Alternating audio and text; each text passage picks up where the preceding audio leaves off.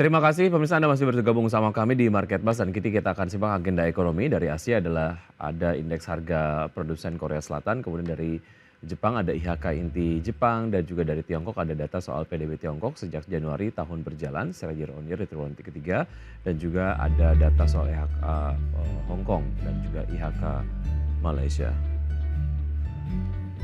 Ya, kemudian dari Eropa misalnya ada pidato Ketua Bank Sentral Eropa Christine Lagarde. Agenda emiten pemirsa yang menarik untuk kita cermati ada MAHA, kemudian juga BBS, menggelar RUPS, JPFA, ex dividen tunai, MFIN, saham bonus. Dan kita akan lihat pembukaan dari bursa-bursa utama Asia di pagi hari ini. Seperti Anda dapat saksikan di layar televisi untuk bursa-bursa utama Asia pagi hari ini kompak dibuka melemah dengan Nikkei melemah 1,4% di level 38.365. Kemudian STI Singapura dibuka melemah 0,41% di level 3.599. Kita simak untuk bursa Asia. Kemudian Kospi Korea dibuka melemah 1,4% di level 2.568 dan juga Hang Seng Hong Kong dibuka melemah 0,22% di level 20.433.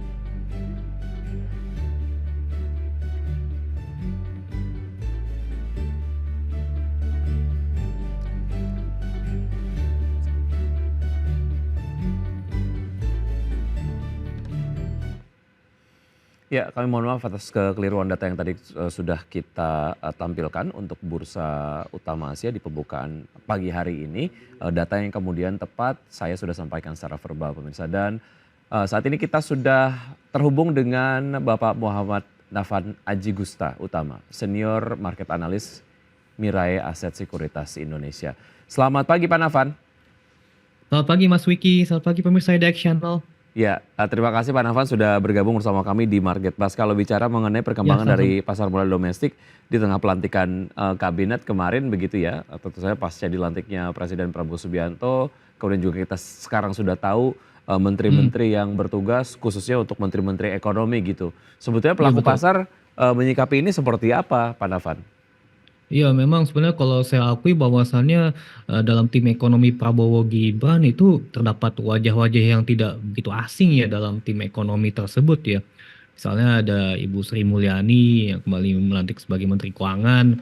Kemudian juga ada beberapa pejabat lainnya ya, misalnya ada Erlangga Hartarto, kemudian juga ada Erick Thohir, di sini kemudian juga ada Bahlil Lahadalia. Ya, semuanya memang menjabat pada posisi menteri yang sama begitu. Tapi memang di sisi lain ini sebenarnya mengindikasikan bahwasannya simbol keberlanjutan dalam pembentukan tim ekonomi Indonesia ini masih kuat ya begitu. Jadi ini otomatis kalau saya pikir hal tersebut juga memberikan katalis positif ya terhadap penguatan ISG. Kalau saya lihat secara teknikal, tapi penguatannya hanya tipis ya, hanya di 0,16%. Bisa jadi ini juga menggarisbawahi bahwasannya tantangan ekonomi Indonesia ke depannya memang relatif besar begitu. Misalnya begini, terdapat pengaruh daripada perekonomian global yang memang semakin sulit untuk diprediksi ya. Karena ini kan menyebabkan terjadinya volatility ya, baik itu pada nilai tukar rupiah misalnya, maupun juga ada juga ya ekspektasi terkait dengan kebijakan penurunan suku bunga acuan itu hanya dilakukan secara moderat begitu, tidak terlalu agresif ya begitu. Kemudian juga di sisi lain, kalau misalnya jika saya amati, memang untuk kedepannya untuk mencapai pertumbuhan ekonomi yang secara signifikan misalnya di atas 6% hingga 8% memang memerlukan tantangan besar begitu ya. Ya memang karena kalau kita lihat dari IMF dan World Bank memang proyeksi di kisaran 5%. Kemudian juga di sisi lain juga ada faktor terkait dengan pertumbuhan ekonomi itu kan harus membutuhkan fiskal yang kuat ya, tapi kan saat ini kan fiskal relatif terbatas begitu.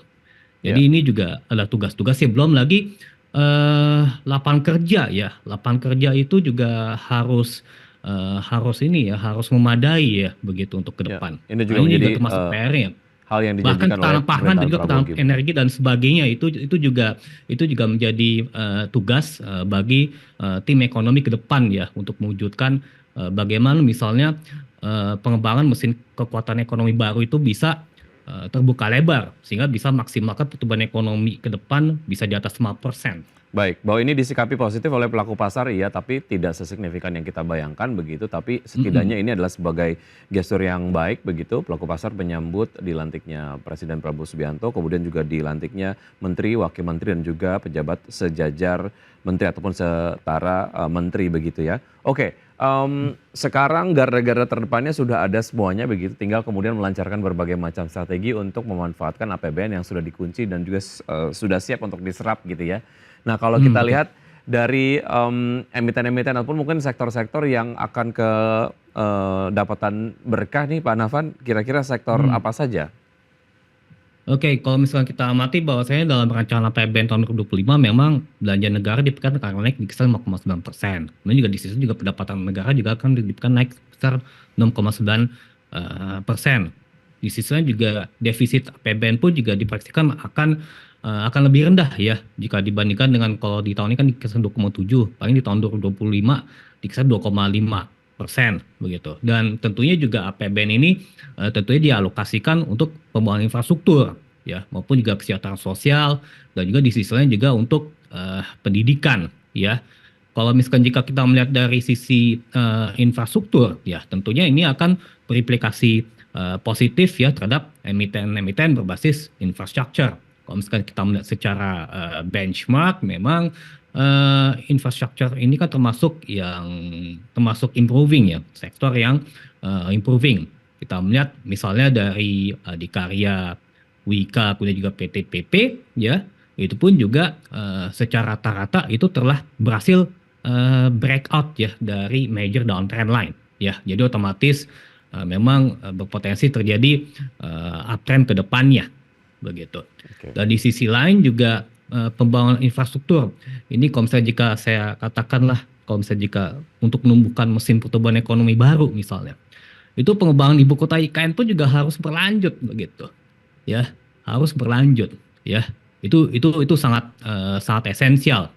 Oh dan juga satu lagi, kalau misalnya kita melihat dari kesejahteraan sosial, juga pendidikan, saya pikir juga emiten-emiten yang memang bisa mendapatkan benefit adalah terkait dengan program makan bergizi gratis ya yang memang dibutuhkan ya. Oke. Jadi dengan demikian itu tentunya akan berikan benefit ya bagi saham-saham berbasis non cyclicals ya.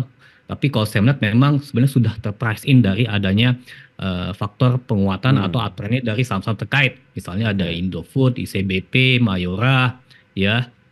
Saya melihat memang cenderung uptrend ya. Baik. Jadi seperti itu. Bahkan pergerakannya mungkin sudah terasa sebelum kemudian Prabowo Subianto juga dilantik begitu ya, dinilai sebagai sektor-sektor yang akan kedapatan berkah ataupun mungkin mendapatkan keuntungan di balik program-program yang diprioritaskan oleh pemerintah.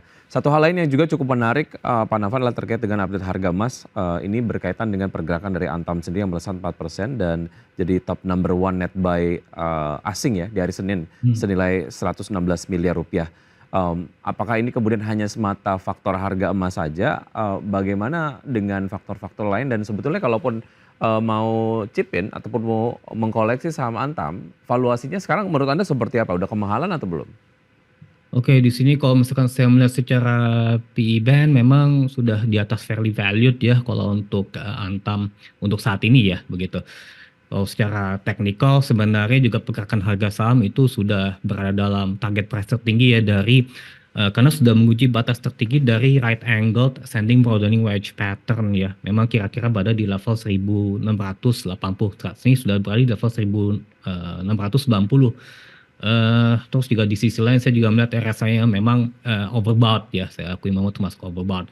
Sebenarnya kenaikan harga saham Antam ini kan sudah terprice in dari adanya dinamika all time high dari pergerakan harga XAUUSD atau harga emas dunia di mana untuk saat ini kan harga emas dunia kan sudah terjadi all time high di kisaran 2.740 ya 2.740 ya. Kalau misalnya jika saya melihat secara target teoritis dari gold price futures ini kan sudah berada dalam target. Sebenarnya dia akan mendekati target teoritis dari up channel yang telah terbentuk. Kalau resistance itu di level 2.770 ya. Oke. Nah, Ini saya cermati bahwasannya emas mengalami penaikan karena terdapat 2 faktor penting. Yang pertama adalah terkait dengan, dinamika kebijakan atau expansion monetary policy yang diterapkan oleh, the Fed, ke depannya ya, gitu. Sesuai dengan summary of economic projection kalau misalnya kita melihat dari, median, the Fed ya, median terkait dengan Fed fund rate, projection, itu hingga tahun 2026 itu, penurunan suku bunga acuan akan terus dilakukan ya. Baik, Kemudian baik. juga di sisi lain, faktor lain adalah terkait dengan, geopolitical risk escalation ya, terutama di Oke. kawasan Timur Tengah ya, itu juga menyebabkan terjadinya, penaikan daripada harga emas sebagai aset yang bersifat safe haven ya. Baik, kalau kita lihat target berikutnya disampaikan untuk emas sendiri bisa masuk ke level $2.900 per ons. Sejauh mana ini kemudian menjadi satu hal yang bisa men-trigger pergerakan harga dari Antam sendiri, walaupun Anda tadi sudah sampaikan overbought, tapi kemudian kalau kita lihat proyeksi dari harga emas sendiri yang bisa menyentuh level baru berikutnya begitu ya, most likely mungkin akan ada potensial upside untuk Antam sendiri. Level terakhir di 1690 ya, dalam 1 minggu Iya sudah betul menguat sekali. 5,63%. Nah, Kalaupun mau masuk, target price-nya kalau untuk Antam mengikuti target pergerakan harga emas dunia sendiri gimana tuh Pak Nafan? oke, di sini kalau untung saja di tahun itu berlaku di tahun 2025 ya untuk, target tersebut ya. Apalagi juga sebelumnya juga Robert Kiyosaki juga menyampaikan bahwa untuk harga emas ke depan juga diproyeksikan bisa mencapai level 3.000 ya, $3.000 per ounce ya. Dan memang untuk itu kalau misalkan jika saya amati dari Antam ya, misalnya kalau misalkan jika target, teoritis dari batas atas dari Golden Wedge pattern-nya ini sudah mengalami, sudah tercapai dengan baik. Tinggal bagaimana misalnya Antam bisa, menyentuh, major peak di mana peak itu berada di level 1845 yang terjadi pada, bulan, April 2024 itu bisa tercapai atau tidak, kalau menurut saya semestinya memang masih ada peluang untuk tercapai ya. Jadi kalau demikian maka pola rounding bottom formation akan terbentuk secara sempurna begitu ya untuk Antam ya. Baik, sampai dengan akhir tahun menurut Anda di level berapa untuk Antam? Ya memang sebenarnya idealnya di 1845 jadi rounding bottom-nya bisa tercapai karena ini kan juga merupakan all time high di tahun 2024 ini begitu Baik. yang sudah tercapai. Baik, artinya ini memang sudah mencapai level all time high-nya begitu ya. Tapi kita lihat mengikuti pergerakan dari harga emas dunia apakah kemudian harga Antam sendiri akan juga tembus ke level barunya begitu ya. Baik, Pak Nafan kita akan jeda sejenak sebelum kita kemudian Oke. jeda kami tampilkan kembali data dari pembukaan bursa-bursa utama Asia di pagi hari ini. Seperti Anda dapat saksikan di layar televisi pemirsa. Untuk Nikkei 225 dibuka melemah maksud kami 1,46% di level 38.385. SCI Singapura dibuka melemah 0,41% di level 3.599. Kospi Korea dibuka melemah 1,4% di level 2.568 dan Hang Seng Hong Kong dibuka melemah 0,22% di level 20.433.